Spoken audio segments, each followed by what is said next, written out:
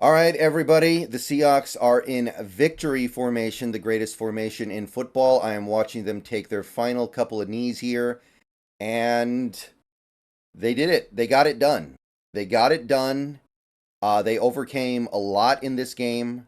They had to work through a lot of adversity in this game, I think, and they found a way to win by double digits. So there's really not a whole lot you can say about what happened out there today other than the team did their job. I know there were a couple of moments where things got hairy. I know that at halftime people weren't feeling great. There was the interception, there was some of the stuff the offensive line was doing, but when you are in a state where you're missing most of your starting offensive line, when you are in this state where you are missing several key players on defense, your defensive line is down to nothing in terms of depth, and it seems like every 10 plays you're losing another player for at least a significant portion of the game, if not more, then you just have to hope that your team can win. It's not about style points. It's not about being a front runner. It's not about being the best team. It's just about being it's just about being the team that wins, even if it's just by a point, even if it's a really ugly game. And honestly, I don't even think this was that ugly of a game. So, really happy about that. We had a great time in the stream today, by the way. I want to say thank you to everybody who showed up for the stream. Had a ton of fun. A lot of people showed up. We pushed up close to 400 people at some points.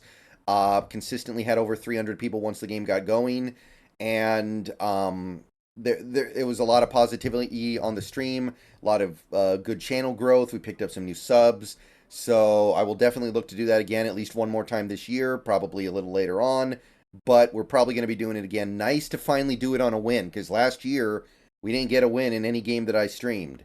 So good to get the W. I want to thank everybody who came out today and participated. I want to thank everybody who was part of that stream today. We're going to continue to try to do things like that going forward, because people do like these watch along streams. Again, I'm never going to be a guy who does it in every single game. I'm not going to be a guy who does it even every other game, but every now and then I think it is a good idea. I think it is fun, and today it was most certainly fun. We ended up making a pretty big party out of it. It was a great day overall for the Seahawks, by the way. Virtually every result that we could have desired on any level went the way the Seahawks wanted it to. So I I just, again, I want to say thank you to everybody who showed up today, participated in that. We had a great show, and I'm happy the team was able to get a win so that we could fully enjoy it. So let's start with the offense. Trying to talk about this game, I guess, because that's the side of the ball that some people are, I think, going to take the most issue with. But what really sticks to me is they were constantly driving for points throughout this game. They kicked all those field goals in the first half. Through the first like 35 minutes of this game, they kept settling for three. And a lot of people look at that and go, that's a problem. Yeah, it is. But I look at that another way as well. The team is not going three and out. The team is not just getting the ball for 2 seconds and then giving it back. They're actually moving down the field. They're picking up first downs. They're getting yards. They're letting their defense rest, and they're getting something out of it. And by the way, shout out to Jason Myers for a bounce back day. We needed it, and he delivered, made all of his kicks, played like a G. And I think that while the red zone struggles in the first 35 minutes of the game are notable, the fact that we then scored three straight touchdowns to end the game kind of tells you that it's a little bit of an aberration. Usually this team's pretty good in the red zone. Typically this team has been good in the red zone since Geno took over as the starter. So I don't think that's indicative of any big major problem. Like there was that one drive where DJ Dallas had Wildcat on two straight plays. That was kind of weird. Like I don't know what that was all about. Um, I I think that there were a couple of plays where we were just trying to throw it up to one-on-one to our receivers and hope they could win.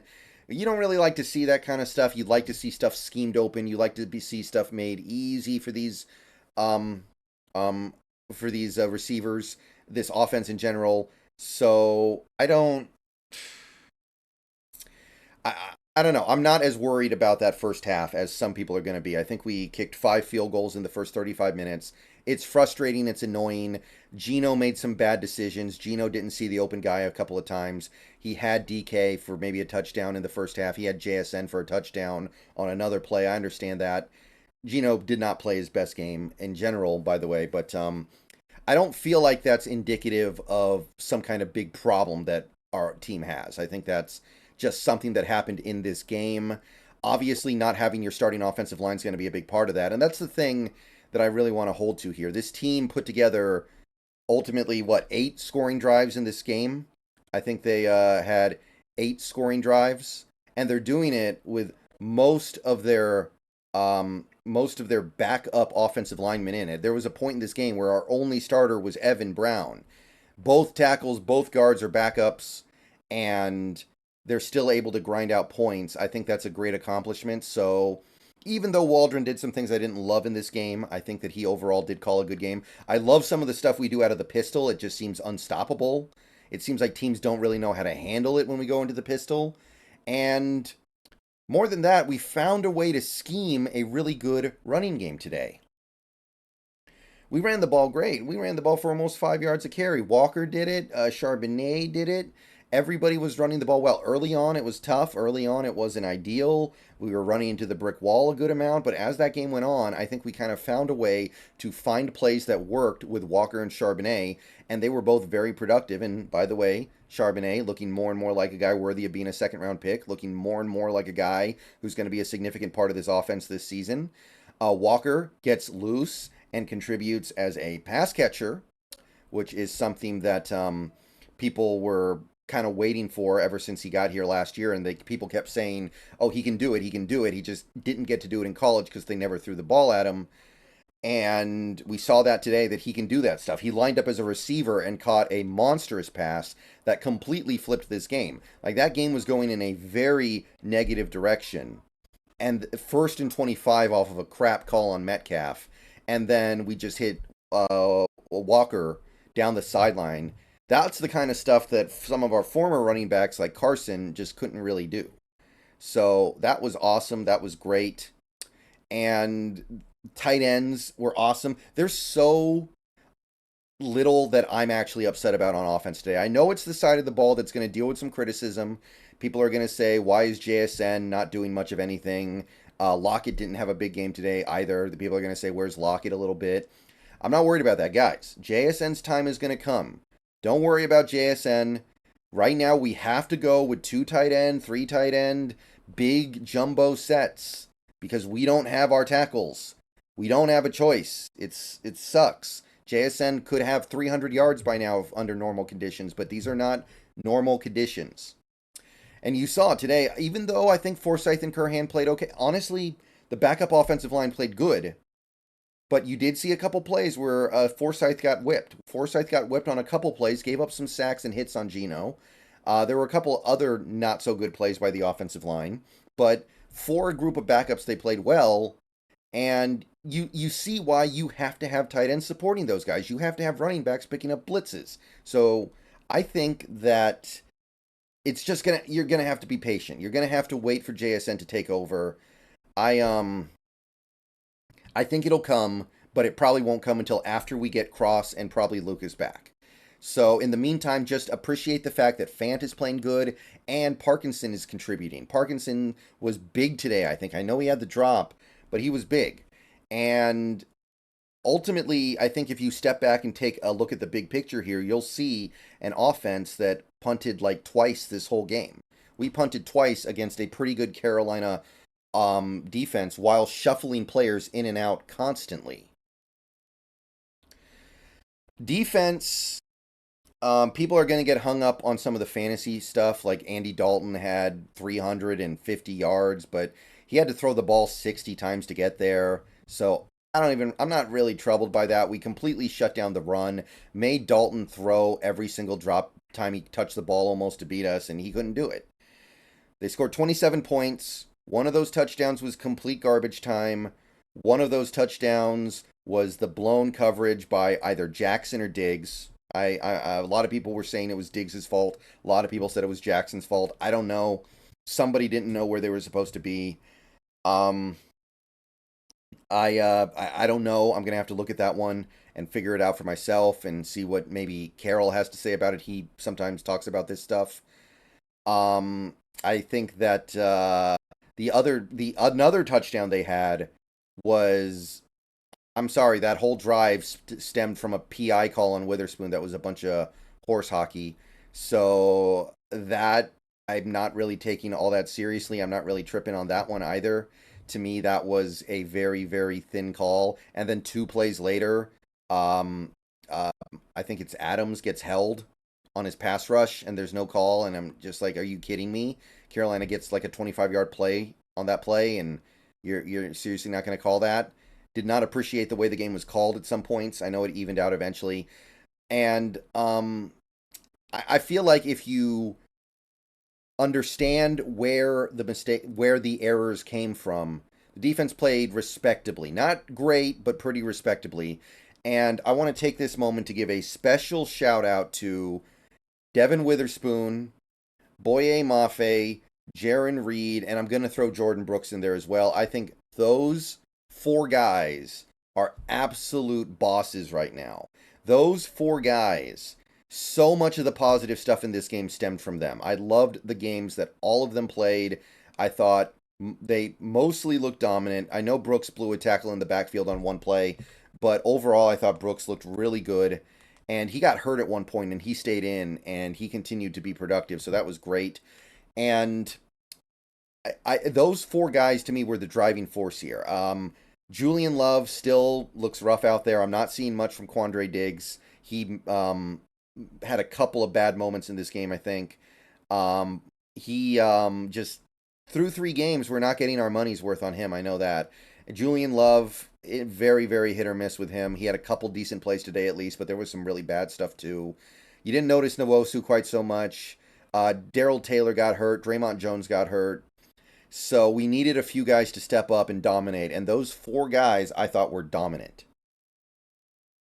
And you end up with, I understand that the numbers are not going to look great. We gave up like almost 400 yards in this game, but we got consistent pressure on Dalton, and I think Dalton did a really good job moving around in the pocket and finding a way to keep his eyes up while moving around away from the pressure.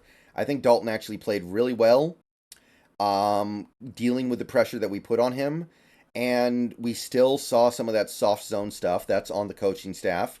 But if you saw what Devin Witherspoon did today,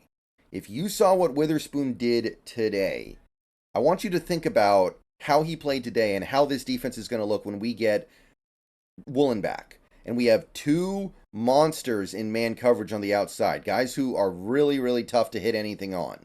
How will this defense be able to play when you've got Witherspoon and Woolen just making mistakes and instantly making the mistake a non-factor because they're so fast and they're so good? Like guys like Trey Brown, who unfortunately got hurt today. By the way, a ton of injuries today on both sides. Didn't like seeing that, of course. But, Trey Brown, he makes a mistake, he gets beat for a big play. Artie Burns makes a mistake, gets beat for a big play because they're not as good as guys like Woolen and Witherspoon. When we get both those guys out there, it's going to be an absolute whipping. And I think this defense is going to transform. Don't forget Jamal Adams, too, by the way. He should be back very soon.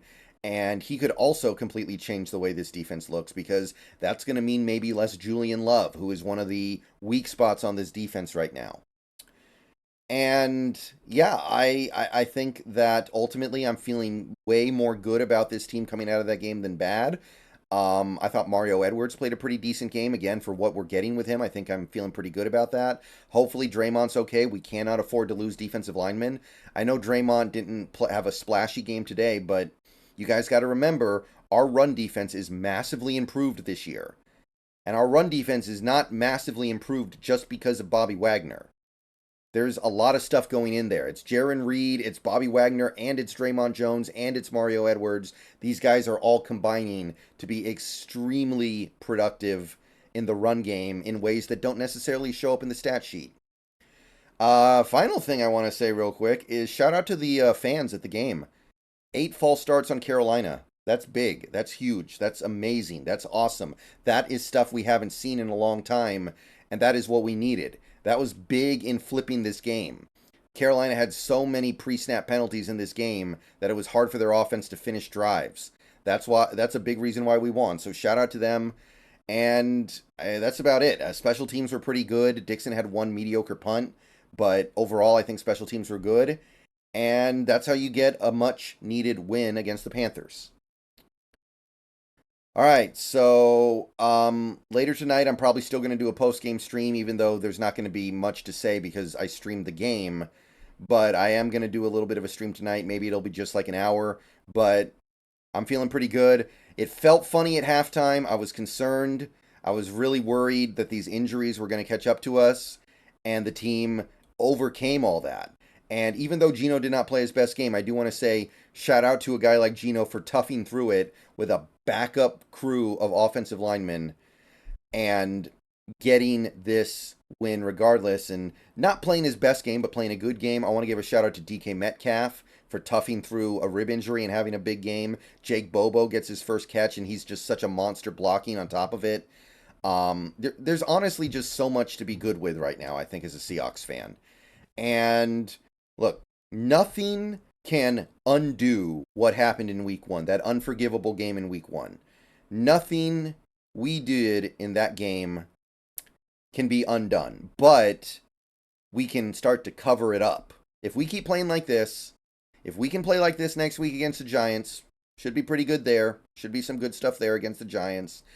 We don't know what the Bengals are going to have at quarterback when we play them. The Browns are going to be without Nick Chubb. Deshaun Watson finally played a decent game, but overall just still having real problems getting back to an NFL caliber quarterback.